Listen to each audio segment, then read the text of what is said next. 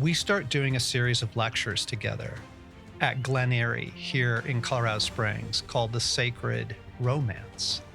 So we're giving these lectures, and Brent and I are sitting in a coffee shop here in Colorado Springs, and Brent says, I think we ought to write a book on this. And I'm like, you're out of your mind.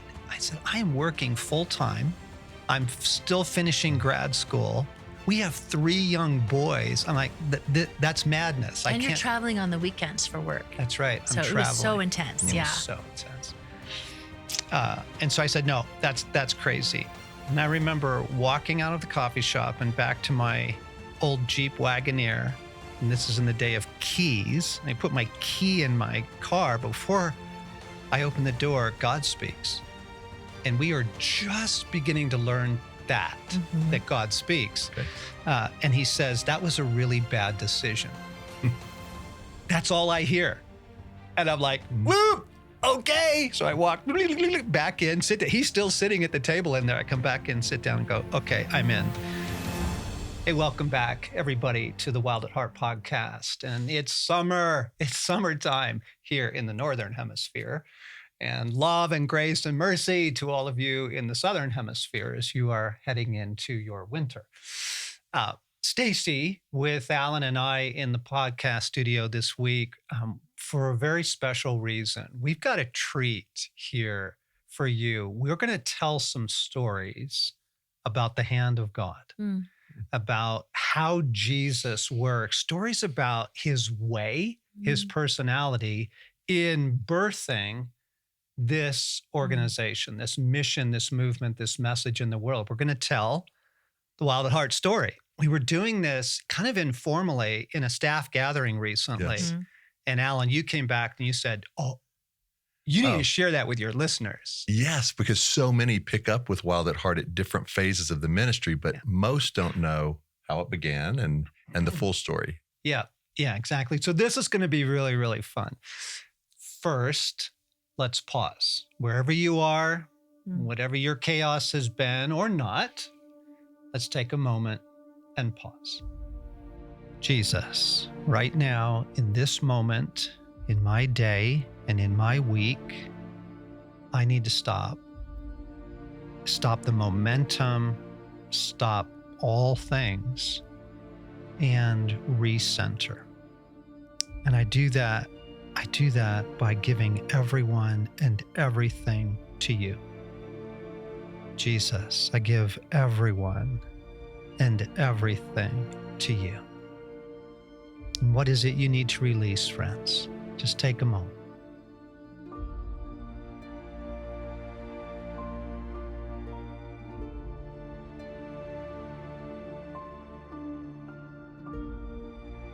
And now I pray, breath of God, breathe into me. Breath of life, breathe into me. Heart and soul, mind and strength, breathe into me, God. Restore our union. And come to me in these stories that I'm about to hear and speak.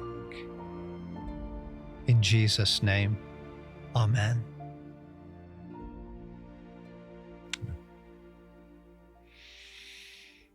So how do you tell the story of a move of God? How do you tell it? It's like sitting down with someone and saying, so what's your story? Yeah. Right. Tell me about your life. Yeah. You've got to, I guess, just pick some highlights and we're going to share some highlights that are just amazing and beautiful and very, very poignant. Some of them heartbreaking. Stacey and I were thinking about this last night. You suggested that we go all the way back. We need to actually start 3 years into our marriage. Ooh, yes. Wow. Right? I forgot. Yes. Because that was such a significant moment. Huge. Okay. So we're sitting over the breakfast table. And stories like this are so important. For the first 10 years of our marriage, our breakfast table, our dining table, we ate off of my mother's old card table. A card table. Yeah. Really? That we didn't even own. I mean, that's how poor we were. I mean, we had nothing. And so we've got a card table and we've been having breakfast there for 3 years, young marrieds, and we were going really fast in different directions. What do you mean different directions? Well, Stace says, Well, and by different directions, I mean, I'm working full time in a high tech firm as a human resource manager. John's going to school full time. We're doing a theater ministry together, but I'm really pursuing different things in my life. And in that whole field, I'm thinking that's what I need to do. That's going to be, there wasn't life in it, and John's going this direction. And we're at breakfast and I just said, maybe we should just get a divorce. so divorce comes up 3 years into our marriage, pretty serious. And I knew much of it was due to me. Like I was loving my life, but I was living an independent life. And, it's just one of the disruptive things about marriage is you don't realize how self-centered you are until you get married. And then you think you've dealt with it. Yeah. And then you have children and you get a whole new dose of, oh my gosh. I know. I thought my life was about me. Yeah. Okay. So here's what happened that was relevant to the stories we're about to tell. So I scrambled and I said, we need to get away together. We need to reconnect. And we're going to go back to the hotel. We're going to go back to where we honeymooned, which was in Yosemite, Yes, right. California. And we took walks in the woods and we prayed in our room and we talked about a shared dream. Right. This was so huge because the different direction piece was the feeling like, why am I in this marriage? Yeah. You don't need me. You could be somebody else on the planet. And, Yes. And I vividly remember the story of getting to that hotel is one that you wrote about somewhere else. But the one walk, it's snowy, it's wintertime, and we begin to dream together. But actually, what makes your heart come alive with God? What are you dreaming? And we were both influenced with Francis Schaeffer and Labrie. Yes. And then, I don't know who said it first, probably you, but just the talk about what if we created a center, a Labrie of the heart? Yes. And my passion, my heart just came so alive. And it was in that conversation that I realized, oh, I am the perfect woman for you. You are the perfect man for me. Yeah. Our gifting and our desires, they go so well together. So it was exciting, but I also got it. Yep. Yeah. So I wanted to go back to that moment first off to let people know we've almost hit divorce twice in our marriage. And the first time was 3 years. Second time was 10 years into our marriage. Just to kind of take some of the rose-colored glasses off of how people might perceive us. Yes. And to say that coming together at a heart level and to say, I want to do life with you. Yes. What does God have for us together was really huge. And what Schaeffer and that movement had done is they had started these retreat centers around the world called Labrie, the first one being in Switzerland. And so we thought, let's do something like that, but of the heart. So the heart was already central to us right there in the beginning. So what's fascinating to me about that story is the enemy tried to take out both of your hearts before you were together in that part of the forest in the snow, talking about a ministry of the heart, a Labrie of the heart. Yeah. Yeah. Oh, right from the beginning. No question. Yeah. Yeah. And we weren't dreaming of Wild at Heart. We were involved in theater ministry. Yeah. And we were thinking about creating a space where people could come all over the world to learn to do theater ministry, but the heart being central. Yes. So it was like creativity, God, the kingdom, all of that. Yeah. Yeah. Yep. And then you go on in life and you lose your way a little bit. And I took a job in DC. We wound up out there on the East Coast, and it was such not a fit. I was just dying in this job. And I was actually having White House meetings. I was on Supreme Court hearings. I mean, it was very satisfying work. But I remember walking down, I was unescorted. I was leaving a White House meeting. I was walking down the driveway of the West Wing to my car, and Jesus says, "Hey, John, I want you to notice something." I'm like, okay. He says, you just had kind of the peak moment. If you're like a DC insider, you were just lunch at the White House. and you don't care. And I came home and I'm like, babe, I can't do this anymore. I need something else. And what ended up happening was I pursued grad school as a therapist. It came back to the heart. We swung back around to the heart. And so much of this story, we're about to get into really, really amazing Jesus stories, but the centrality of the heart, losing heart, finding heart again, but also the centrality of the generosity of God and his people. We couldn't afford grad school. I think we're still eating off that card table at this point. Oh, heck yeah. Yeah. And then in between that is a couple of moves, Yeah. right? Moving back to California and then moving to Colorado. And then, then it is time for you. That's right. Yeah. Yeah, that's right. And so I wanted to go to grad school, become a therapist, couldn't afford it, reached out to some friends of ours, Scotty and Karen, and they wrote the check.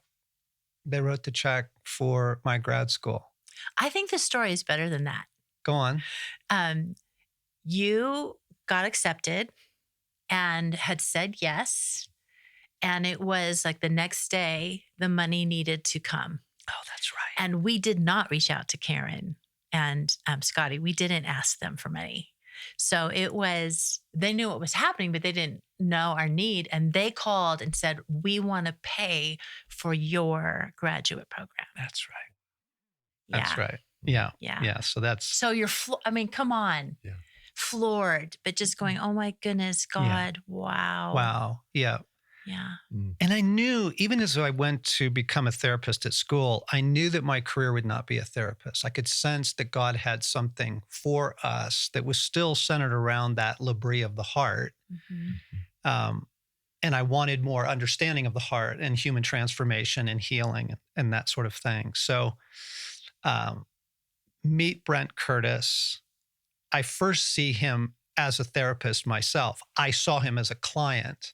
We become fast friends. And he had gone through the program. He was still very involved with it as well. And we start doing a series of lectures together at Glen Eyrie here in Colorado Springs called The Sacred Romance. And it was primarily for our clients and our friends. And so Sunday evenings. Yeah, Sunday evenings, head over there. 12 weeks. Yeah. Somebody was doing the recording on the tapes. I can't remember who, but this was the revolutionary time of using clips to highlight. Yes. Having the VHS all queued up to the right moment. Yeah. So we're giving these lectures, and Brent and I are sitting in a coffee shop here in Colorado Springs. And Brent says, I think we ought to write a book on this. And I'm like, you're out of your mind. I said, I am working full time. I'm still finishing grad school. We have 3 young boys. I'm like, that's madness. And you're traveling on the weekends for work. That's right. So it was so intense. It was so intense. And so I said, no, that's crazy. And I remember walking out of the coffee shop and back to my old Jeep Wagoneer. And this is in the day of keys. I put my key in my car. Before I open the door, God speaks. And we are just beginning to learn that God speaks. Okay. And he says, that was a really bad decision. That's all I hear. And I'm like, whoop, okay. So I walk back in, sit down. He's still sitting at the table in there. I come back in, sit down and go, okay, I'm in. And so we wrote The Sacred Romance in 96. Yeah. It came out in 97. Yeah. And it, we were unknown. We were just 2 therapists from Colorado putting a book out, and God began something. So I have a question for you about Sacred Romance. Yes.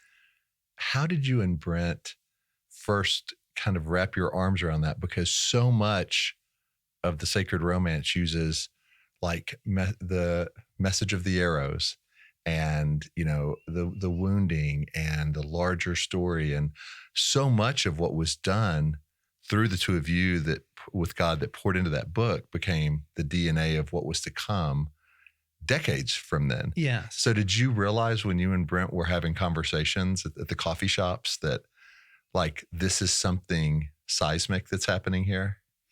We didn't. We knew that we had found gold. We felt like the guys who had found the treasure in the field in the parable, right?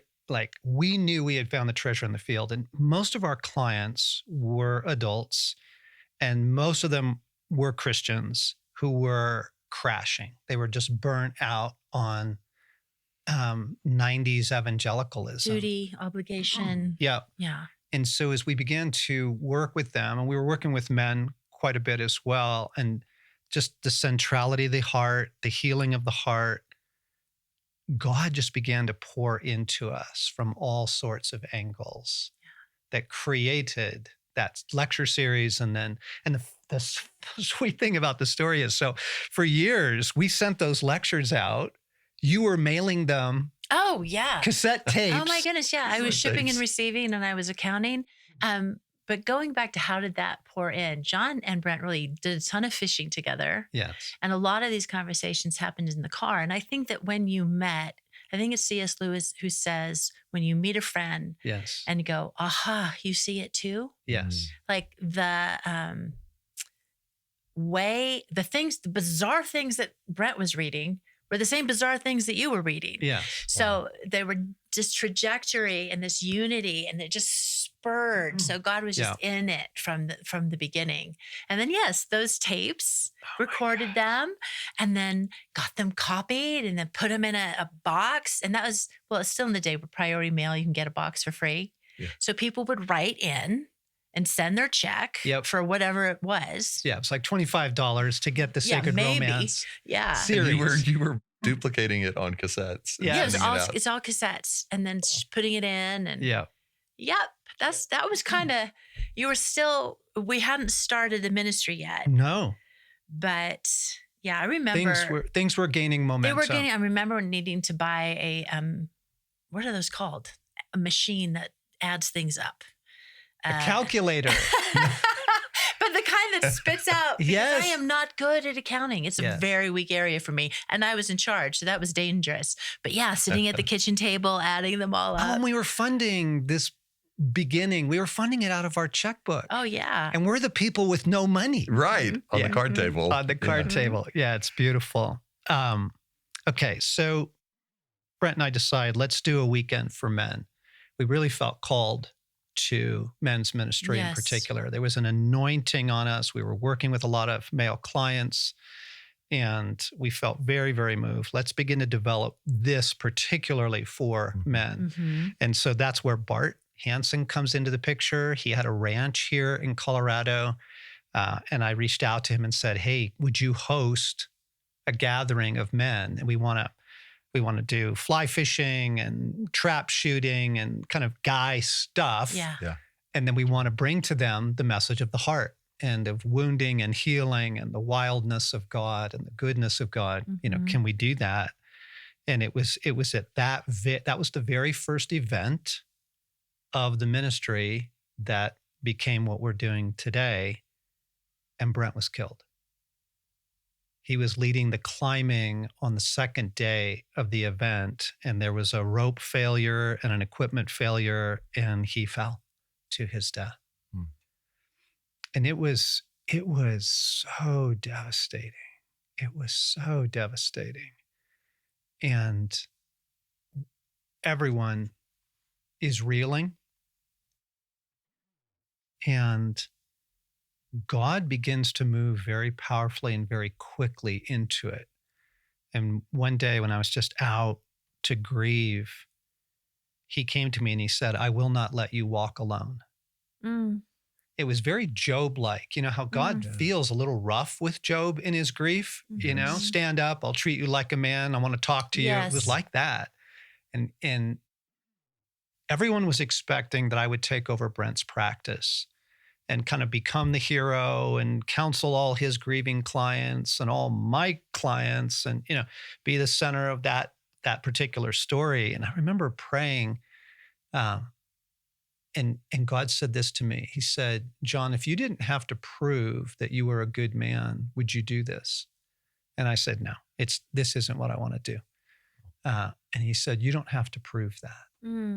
And so I let that die. I mean, I had to let all that go because There's two stories around this I want to tell now. First, I'm sitting in Brent's office one evening. Everybody is still reeling. I'm counseling. It may have been his clients. It was a marriage session. And I'm sitting in that marriage session and God speaks. And he says, John, he says, you're talking to two people right now. I want you to talk to a lot more than that. It was so disruptive that when the session was over, I'm like, what was that? You can't do that. You can't just come in and interrupt the session. Me. I'm trying to pay attention here. I said, what do you want me to do? And he said, I want you to quit your job and follow me. So I remember that night because you came home and told me, like, because it was, God didn't usually do that. Right. I mean, it's still very new. So when he does, and you were like, I'm trying to pay attention to these people. And, and then you coming home and telling me, and okay. Yeah. Yeah. So was that super disruptive that night, or was that like exciting and freeing of what's to come, or a little of both? I remember just the curiosity. I mean, God had our yes. Yes. And it was a mystery and we didn't know. Yes. But it was all mystery. Yes. And it just felt like being out on a white water raft, but you can hear the roar, but you don't know what's coming. Yes. But you're holding onto the raft. Yes. And you can hear the roar. Yeah. That's if good. he said, do this. Yes. How? Yeah. Right. And it's just, I mean, all the confirmations he brings, because you don't do this kind of thing without multiple confirmations. You don't just quit your job and your career, because what we're about to enter into is 2 years of no income. We had no idea how to pay the rent. We had no idea where any of this was going to come from. Yes. You don't do that without confirmation. Right. Yeah. I'm reading, so I'm preparing to write Wild at Heart. I don't know that yet. But I know we've written Sacred Romance. It's done well. The week that God says, quit your job, I want you to talk to a lot more people than two people, the phone rings and it's the publisher. And he says, hey, Sacred Romance is actually doing very well. We'd love for you to write again.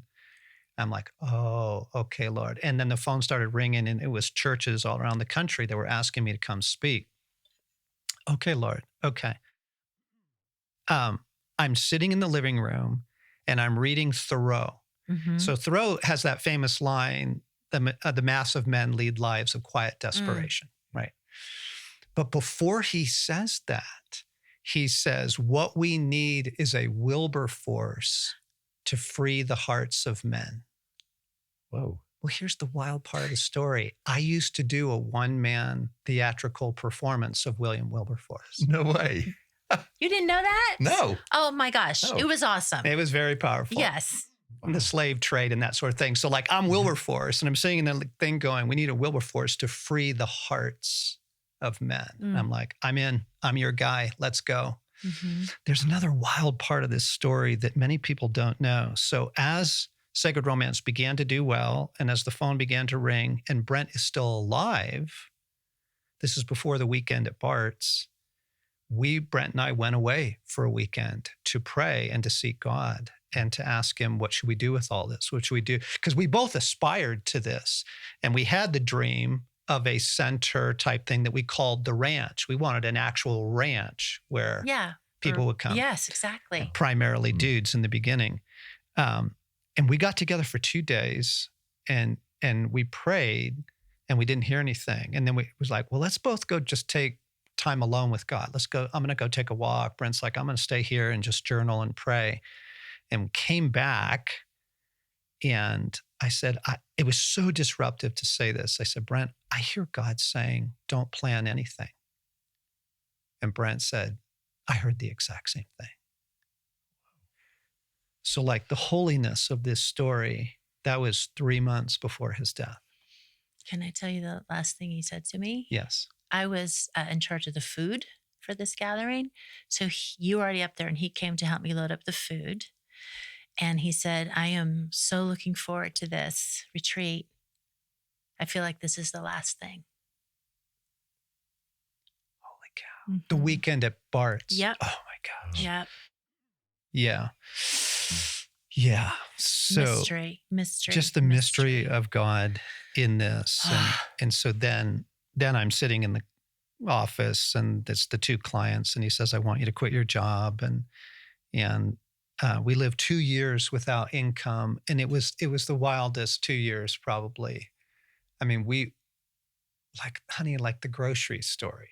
Oh my goodness. I mean, and thank goodness for medical care, right? Because I needed we had 3 sons. I mean, we learned needed- all about county. Yes, medical getting your care. immunizations and all of that. And then there was just some really times when we had no food. There was no food. I'm bringing the kids home. There's no food. What do we do? And coming home to a pan of lasagna on our front porch. What? Yep. I I didn't know who it was from. I didn't know where it came from. We ate it. Just a tray of lasagna. Just a tray of lasagna. And I remember also during this time, I needed a carpool, group carpool. And I got a call saying, can you carpool today? And I said, I can't. And the reason was we only had the one car, but there was no gas in the car. And there was nothing to get gas in the car. So it was the next couple days later that I get an envelope. It's just to me. And it had $20 in it. And it said, we could take yourself to a movie or something. And I'm like, it's going in the car. Yes, that's gas money. That's gas money. But then I could re-enter into carpool for this. Just his provision from people who they didn't ask for, this is for me or do you need? It was just given. We would come home to bags of groceries sitting on our front step. And that's how God saw us through and as that was going on, so I'm writing Wild at Heart in the basement of our house with 3 rowdy boys bursting in all the time. Particularly over Christmas, trying to get them from going downstairs to the basement. But I wrote Wild at Heart in 6 weeks. 6 weeks? Yes. Okay, authors don't usually write anything in 6 weeks. No, it was just anointed. It was in me and like, boom. Yeah. And so, wow, that took off. Because Sacred Romance came, then Journey of Desire, then Wild at Heart, because the publisher didn't want to publish Wild at Heart. And what he said to me was, books on men don't sell. We don't want that book. Yeah, we're not going to publish books for men. They don't sell. What else have you got? And I said, well, there's this book on desire I want to write. And so that ended up being Journey of Desire, which is a beautiful book. It is. And they said, if you'll do that, we'll let you do the men's book second. Yeah. Wow. That took off.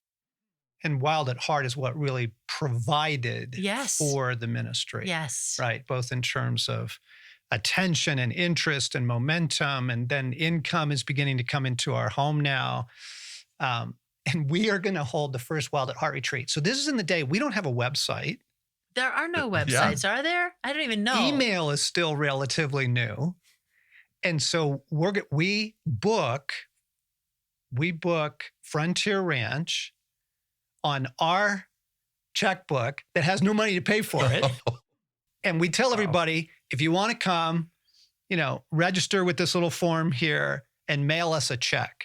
Okay, so we have no idea. We booked 350 rooms with 350 seats at this place. We're committed for this thing. This is a large gathering. Yeah. This isn't like 20 people. Yeah. Well, the problem was, what if we have 12? What if we have 500? Yes. And they just show up? There's literally There was no registration. It was just send in your check. Send a check. You're in. You know when a check got to your mailbox. Okay. Yeah. Wow. Yeah. We received 350 checks. 350 registrations. Isn't that fun? That's just God, right? Oh, it was so God. It was so God. Just multiple God stories. Multiple God stories. I remember when we had to do that and you're like, okay, we have nothing. And meeting with a woman, there was a worship gathering and I went and she just asked, how's it going with what was, did we call it Ransomed Heart? I don't think it even had a name yet. And I said, it is dire. It is dire. That's how it is. Like, I said, I need to meet a millionaire and we need to meet them very soon. So it was the next day she appeared on my doorstep and said, I'm a millionaire. What? Yes. That lady, we didn't know. Yeah. She was a millionaire. I didn't know. I mean, who would have thought that? I love that. So boom, this check that covers that. It covers covered more than that because we had to do like, Yes. we were beginning. There was letterhead. Letterhead is really expensive. Yeah. So starting something up is very expensive. Yes. But we actually have 2 stories like that where it's like, what? And then people literally on a doorstep the day that we need. Yeah. And God just like, Yeah. it's just so beautiful. Yeah. Beautiful Vance and Yes. Betsy and their first gift. And yeah, so we are way out on thin ice. Something is happening. God's at work. Things are beginning to really accelerate. And this is like, oh my gosh, like learning to walk with God. Yes, learning to walk with God. And it was exciting too, because we knew he was in it. Mm-hmm. And it was like, you want your life to be about something big. And it was mysterious and it was unknown, but we knew he was guiding us. Yeah. And so, we needed to dive in to how do we hear you? How do you guide us? I mean, yes, through your word. Yes, there are other people, but like, is there more? Yeah. Yeah. Well, and at that point, like if we could have sat down with both of you and just had a conversation and said, where do you think it's going from here? Like everything that's led up to this. Now you've had the first big event, Wild at Heart's just come out, but it hasn't, taken off probably to the level that we know it would now looking back. What was your thoughts at that moment? Like from here, were you envisioning what Wild at Heart is today? Or were you thinking we might do one event a year or what? I think there's 2 things to answer that question. And then please add. One was, then you're going to go there with the development and need to press into listening prayer because everything was asking God. But we thought we were going to have a ranch. The ministry was the ranch. Okay. And what the ranch was going to be was either a center that people came for 3 months and had classes and learned, or it was going to be where we hosted these events. So that was the focus. We thought the ranch. Yep. Mm-hmm. One of the key lessons, and we're going to summarize some of the lessons learned here in part 1 and then in part 2. Certainly listening prayer, learning to hear the voice of God was absolutely essential to us because opportunities are also starting to come in. And as we get a little bit further into the story, like a year or 2, Wild at Heart's doing really well. We get offered $1 million if we would do a TV series on Wild at Heart. And so we stopped and prayed with our little burgeoning team. We're growing a little team around us now. And Jesus said, if you do that, it will kill you.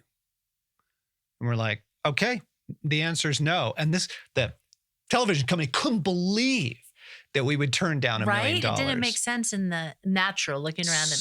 So many things didn't make sense in the natural. We're at a Wild at Heart. I think it was the second retreat, and a witch showed up. And you could just tell by his aura, his vibe, like this was not a good. And wasn't he last? Like he just showed up? Yeah, he had no registration. He just showed up and he wanted to pay in these crisp $100 bills, like these brand new crisp $100 bills. So no identity, no credit card or anything like that. And I remember Morgan walking into the cabin where we're staying and he's like, some dude just gave me 5 crisp $100 bills if we'll let him into the retreat. And he's like, what do we do with this? I'm like, well, let him in, but we are not going to touch his money. And I took those $500 and I threw them in the fire. Wow. Whoa. That was Morgan's conversion. It was Did Morgan jump into the fire to try to get the bills out? Almost. No, but it was really impactful to go, we're not here for the money.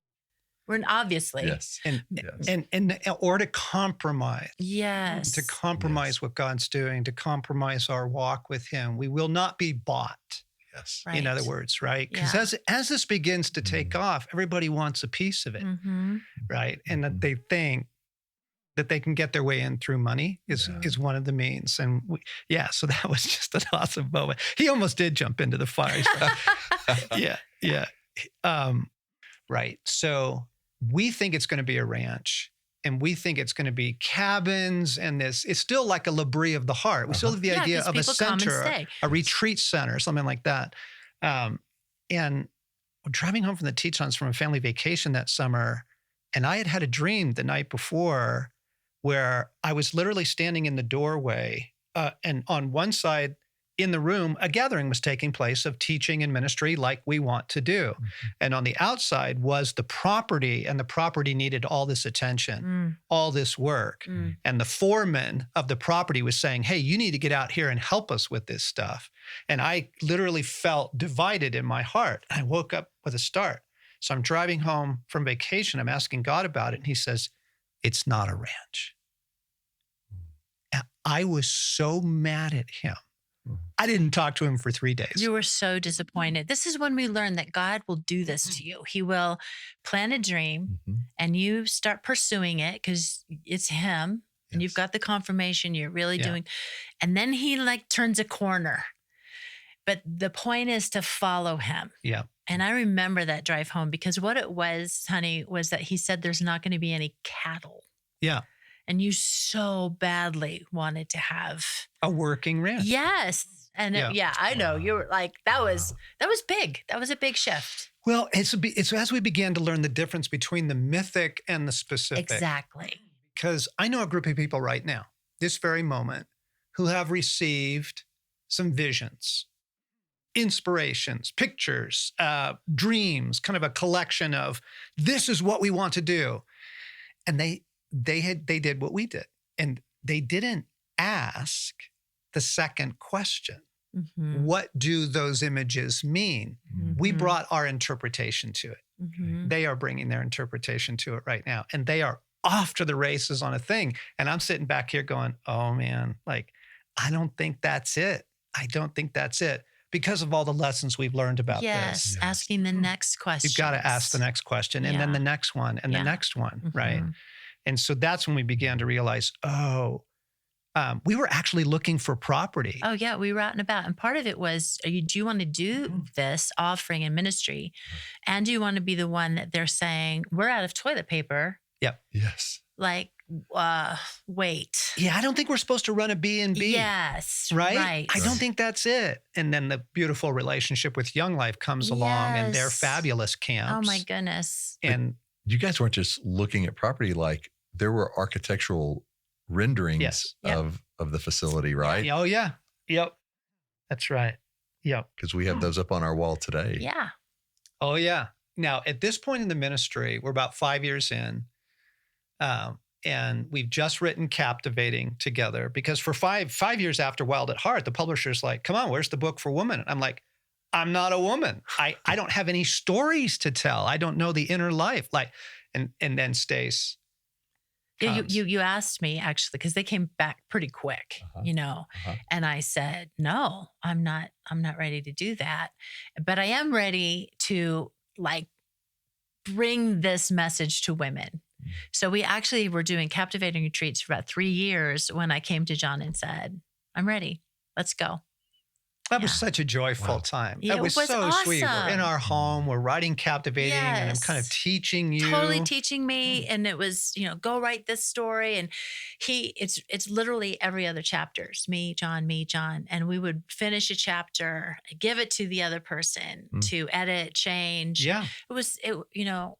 It was a beautiful experience. Yeah, it was really I learned sacred. so much. Yeah. And Stacey, how did it feel to do your first women's event? Like the first... Oh my goodness. I remember we did it at a place called Trail West. Okay. And I remember getting out of my chair and walking. It's vivid because I literally felt like I was jumping out of a plane. This is a free fall. We're stepping in, So, and it was messy. That was back in the day when we did Q&A. Yes. And people would ask their questions, and I had other people standing up who were attending, answering the questions for other people. We're learning as we go. It was messy. Yeah. But you were born to do it. I was born to do it. I loved it. It was getting up and it was like, yes. And this is what I want to do. Yeah. This is what I'm made to do. Yeah. Yeah. Because part of what we discovered in the Wild at Heart movement, first with men, all the way back to that first weekend at Bart's Ranch, was that if you begin to heal a man and set him free from his addictions and get him rooted in God. And he begins to truly become a good man. He's coming alive. For the first time in his life, he's coming alive. He goes home. Yeah. And if his spouse is not on the same page or even the same planet, Yes. it ends. The journey ends there. Yeah. And so that's where we quickly realize we have an anointing to men, but this is for men and women. This is about the human heart and the work of Jesus in the heart. And they've got to be together. Couples have to be on the same page. And so the flourishing of captivating, the flourishing of those retreats and the message and all that going out allowed so many couples to get on the same page. Yes. So we have a lot more stories to tell, and they just get wilder and wilder. But I want to summarize. First, it was the discovery of the life of the heart. Yes. The centrality of the heart. Yes. Because at that point in Christendom, both Catholic and Protestant, Orthodox, the heart was really viewed with a great deal of suspicion. There were fringes and pockets of people, but it was not like, it was Jeremiah 17:9. Yeah, exactly. The heart's deceitfully wicked. And we got so much blowback.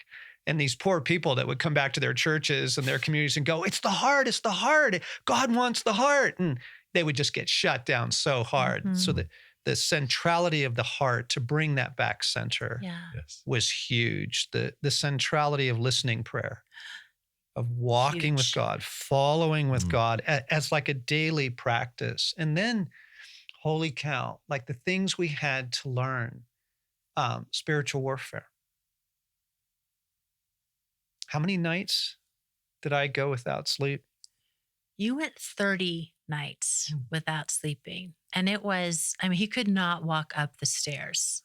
And that was when we started reaching out to people in the know about like spiritual matters. Like how do we pray? What do we do? I remember you spoke at this one event that I was able to go to down Cheyenne Mountain Center. And I didn't know how in the world you were going to do this, but you were able to walk up the steps. And once you were on that stage, man, you would never know that he had it. And then you got off the stage, but it was really like, we need help. And you say a person can't go 30 days without sleep, but I did. And God sustained me, but the warfare was really heinous. Yes. And it was right around the death of Brent and afterwards. Like, and just to see the cost of this. Yeah. Like this is first century Christianity. This is early church stuff. And the cost is extraordinarily high. It really is. And that's a piece of this that people need to understand, because they see the rosy and the big, or if they see us now, you're like, whoa, you're this wonderful ministry in this global influence, and go, but there's a story. There's a story to get there. Yeah. And he brought us every resource we needed. He brought us people who understood spiritual warfare and began to teach us a lot about that. Certainly Neil Anderson's books, doing the 7 steps to freedom that Neil Anderson maps out in his books, Freedom Encounters Ministries, and their understanding of spiritual warfare. These guys are like Jedi, and just the gift that was to us. And God was providing what we needed, but holy cow. And I would add then also inner healing. Absolutely. Like, because it's the unhealed places in you when the pressure is on, or the money's being offered, or the fame, is beginning to happen. And I remember, so Wild at Heart won like Book of the Year or something like that. And I'm at CBA, the Christian Booksellers thing. And I remember all the hoopla. I was a big deal. I'm still fairly young. I think I'm 39, 40. Yeah. Wild at Heart is this huge, million bestseller. And they, there's a contingent of people around me, walking me up to the stage and all that. And I remember Jesus saying, hey, John, don't take any of this too seriously. This could all be gone in a moment, buddy. Keep your head, keep your head about you in that. And so what we were realizing was all, we both grew up in alcoholic homes. We both had deep, deep, deep mother wounds. We had all this unresolved stuff. we were in counseling. We went for healing prayer. We started taking advantage of, we would hear about something. Hey, this group over here, they do these healing prayer encounters. We'd go because we knew the more integrated we are, the more whole and clean and holy we are, we'll be able to handle this. Without that, it's going to blow up. Right. Shoring up the vulnerable places. And we did absolutely, and still do. Yep. Take our healing very seriously. Yeah. So that's critical. Yeah. And I think, again, just the incredible faithfulness of God. Yes. Because we became a nonprofit, we formed a board, and we started living partly on the proceeds of the events, partly on the books, and partly on the generosity of people. And people would just come out of the woodwork right at the moment that we needed it. For 24 years now, every December, we don't know how we're going to end the year. Mm-hmm. Yeah. And the people of God show up. Yes. The people of God show up. Every time. Every time. It is the most sacred story. So we want to tell some stories next week and keep going. But I think it's just so important to end on, this isn't a story about John and Stasi Eldredge. Mm-hmm. It's not a story about Ransomed Heart, which was our original name, becoming Wild at Heart. It's not. It is a story about Jesus and our Father and their wild way with their friends. And the invitation for us all to become the friends of God and to walk with him in what he has for us. Yes. Right? That's it. Yeah. Whatever it looks like. Yep. So more next week, folks. We're going to come back and do a second part on this, tell more stories, tell more lessons learned, bring you up into the present moment.